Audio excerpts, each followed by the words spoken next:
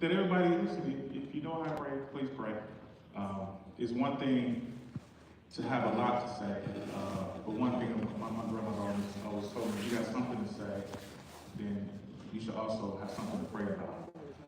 And I'm a true firm believer that the city of Harvey must remain in God's hands ultimately. I don't care, including myself, who sits up here. Ultimately, that's what we need to be doing, is really just praying for our city, pray for your leaders. Regardless of what you believe, we're all humans. So we constantly need prayer, we constantly need your support, we constantly need your encouragement. And that's what I believe will also go into a key role in allowing the city of Harvey to move forward. It's going to be each and every person doing their role. And if your role is to simply, support, pray, then please do that. Definitely, by all means, I don't think there's any bad questions. I understand every single question that every resident has. I understand why you have them.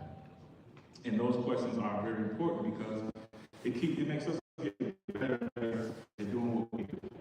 When I look at the agenda, when I look at the packet, my mind goes to, and it didn't always happen that way. This happens over time. Okay, what are the people going to ask about? Right? It helps you get better in the moments where you do have those questions, right? So you start to look at things a little bit different, and that comes from you all having those questions. If you're smart enough, you start to learn about that so that you can be better prepared for those questions. Lastly, I want to wait to this point to try to address some of this, dealing with the finance committee and the process and things that happen there. I learned this in year one, and this is why I refer to Lewis Williams a lot. I think he does deserve a lot of respect for what he does here. But from day one, I don't know if this changed. Each and every alderperson has a right to, I think his choice was email. 30 seconds. Send in those requests for invoices that you want to see. It is not just something that happened or should happen by 3 individuals. Everybody has a right to say, Department 103, I missed, Mr. Williams, can you pull that for me? Can you pull that for me? Can you pull that for me? They put you in a nice little room, let you look at it.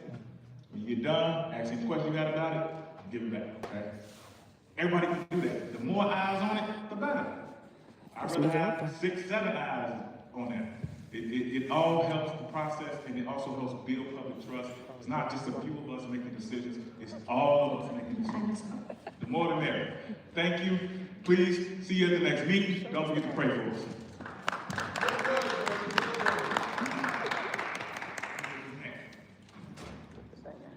Alderperson Smith. No, Lord. Good evening, everyone. I want to thank everyone for coming out tonight, as we all need to see for ourselves what's going on in your city. Don't listen to what everybody says. Let that be your judgment, not what other people tell you the stories. I want to thank the residents that did come out and speak about us having our own respect for each other as far as what their beliefs and what they think we should be right. If I don't like what you say, you shouldn't like what I say. Everyone should be jumped on, tagged on, if I have a belief for something.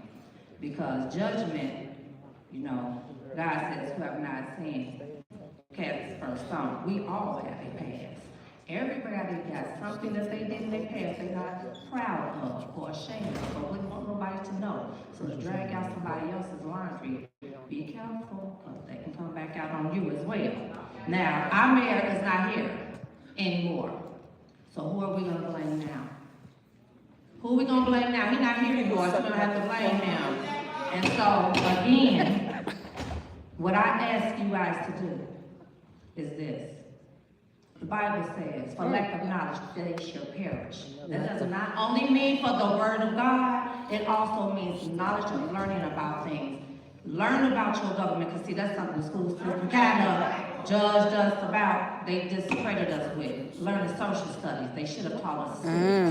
So we'll understand how government works, how bills are paid, how government even works, why we have this, why we have that. That's something we all been explaining for the past 3 years. We try to move the city forward. 3 years, as you guys can see. Y'all get your mail inserts. We all know who the days and who's moving the city forward and trying to stop it. But at the end of the day, when you got 4 votes, you're gonna get things moved forward. So this is what we need to be looking at. What is your gain? What are you taking the gain out of this? What are you? Is it for the people or is it for self?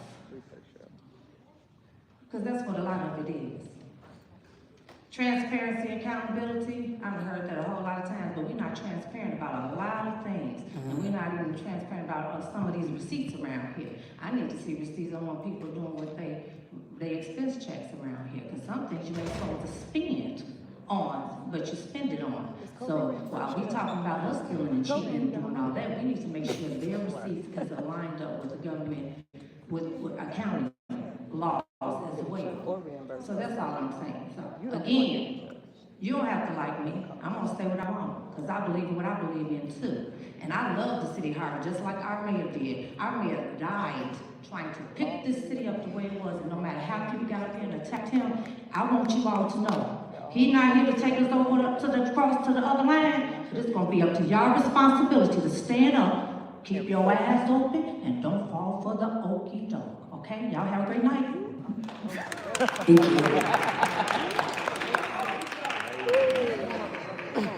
Person, Chapman. Bad actors. Good evening, Second Ward in the city of Harvey.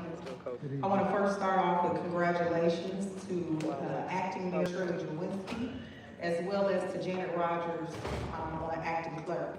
This is a pivotal moment for our city, and transitional moments require steady leadership, collaboration, and a renewed commitment to doing things the right way. I also want to ground this moment in the legacy of the late Reverend Jesse Jackson Sr. Reverend Jackson reminded generations of one core truth: I am somebody. That message wasn't just about self-esteem, it was about dignity, visibility, treated as worthy of respect in every room where decisions are made. And as we move through city council, that message should guide how we govern.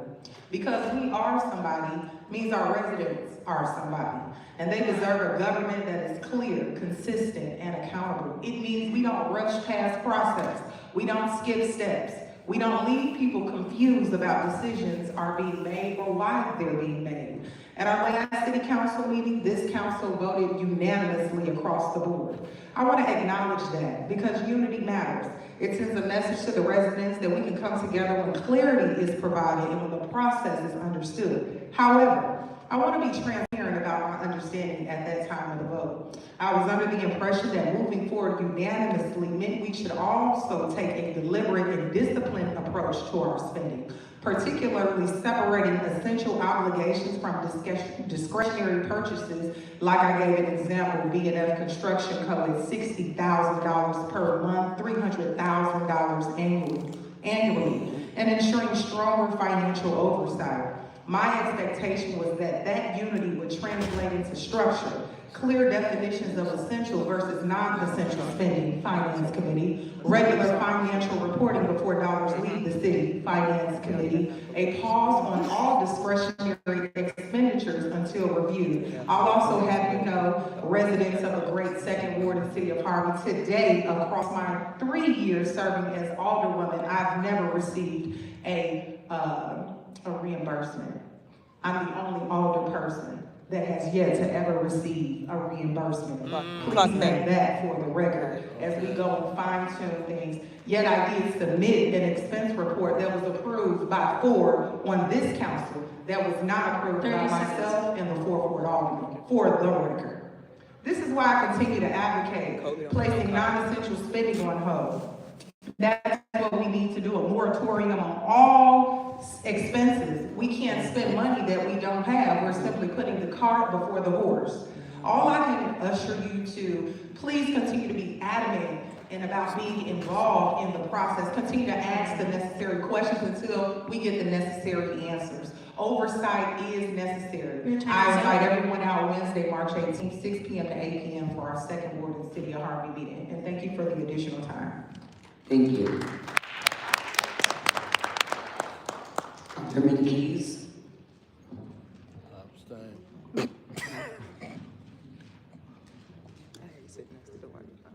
Can you hear me? Yeah. All right, well, everybody can stand up. My back is hurting a little bit, but I really want to start off by saying that I graduated in this auditorium from 1986. I'm throwing Wildcat for life. That's why I'm rocking my purple suit. If I want to walk by, I think it was my little event. But I got to get that moment on now. Wildcat for life. And I know it's pretty Wildcats in here and everything. And all the years, and I graduated. I didn't never know I would be coming all the way. You know, I was an athlete, or at least I thought I was. But here I am 30 years later, got laid off out of my job working at the bank and came back to City of Harvey and basically started working, doing volunteer work with everything, just a little bit enough. But enough about me. I find it hard that people said that I'm unapproachable because anybody know me. I basically was always a quiet person, so maybe never, but when somebody said they're unapproachable, but I don't let things like that, just never. I don't even acknowledge that. You know, with that being said, you know, congratulations, Mayor. Shirley, Janet, you know, I love y'all. I try to get along with everybody as best as possible. I try to do the right things. You know, I got my man right here, Mr. Winnington, which was a former alderman, and I can shake his hand. And what people don't know, him and my son is the best of friends since what, 8th grade? Nate and my son TJ. But you never heard that in the politic thing, or when we battling backwards and forth and everything, because we got respect for each other. And that's what we really need, and that's what we really don't have. All of us can just give me the opportunity. I'll be able to do the best I can, and you will know. If I could speak twice a month, I never get a chance to speak anyway. But if I get a chance to speak twice a month, you will know just what's going on, what we're doing, and trying to do things and show that I'm a team player. You know, I even graduated from college, the only one in college, graduated from Roosevelt University. I have a degree in organizational leadership. I didn't know where I was going to go. I didn't know that God was going to send me back here to the city of Harvey, so I want to be able to do my job. But the thing about it, we need to cut a lot of this stuff. I mean, most of the time people talk because what they don't know. If you don't know, you're going to listen to somebody that tell you know. Find out for yourself. And don't wait for nobody to have it. Like I said, opportunity to just knock on the door. Sometimes you got to get out there, somebody look for a job, like a job will knock on the door. Hello, this is the job, open up the door. You don't have to be able to be like that. We got to get out here and get it. But with our city and these time that we have before the next year, let's just stay stable. Let's be smart on how we're spending our money and the decisions that we're making and how we're doing things. And let everybody be more transparent, at least try to get along with each other. You don't have to get along with nobody, just show respect. Thank you. Yeah. Thank you. That's crazy. Thank you, everyone. I want to extend a deep appreciation to District. Oh, I am so sorry. This is so hard to see. Yes. Yes. Thank you, Mayor, Interim Mayor Shirley. I like Shirley better, but we will acknowledge Interim Mayor. First of all, I'd just like to say that we should never, ever take footsteps for granted. 3 months ago, I didn't have a footstep. Today, I have an abundance of footsteps. And I give God the glory. I'd like to acknowledge some special people here. Former Alderman Keith Price, who's a great friend of mine. Alderman from Dublin, Trustee Sam Brown, and Don Cole Parker, Middle Guru, Commissioner Keisha Brown, my brother here, Kenny Henderson, great man. You know, Brother Billy O'Neill, great guy. Commissioner from the library, Felicia Brown. Now, while I'm giving all these condolences and I'm sorry, congratulations. These congratulations. Let me go into the process just a minute. Before I go a step further, it would be remiss of me if I can congratulate my lovely queen, Janet Rogers. And I see Vice President of Harvey School District 152, Myron Gardner. And I see Pastor Moyer, and I'd like to thank Reverend Jeffrey Smith for that lovely prayer that he opened us up with, so we can all be on the same accord. But I'd like to go into a brief detail about how this selection process went. There were 9 candidates for the clerk's position. And I told interim mayor, Shirley, I said, Shirley, my wife is a candidate.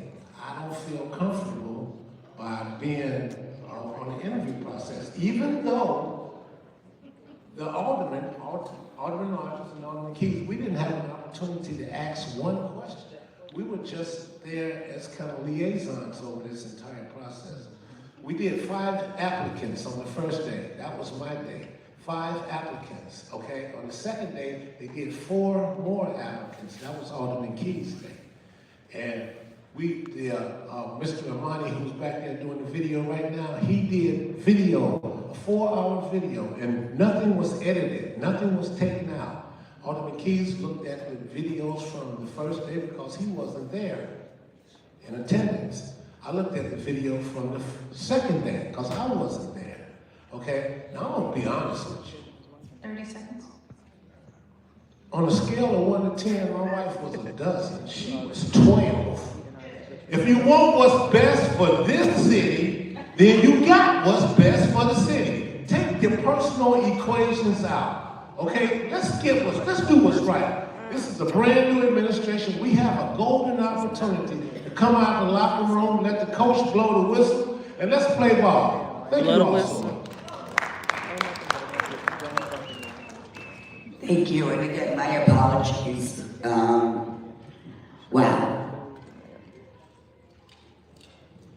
I want to thank District 205 for allowing us to use this establishment. This is a lovely, lovely auditorium.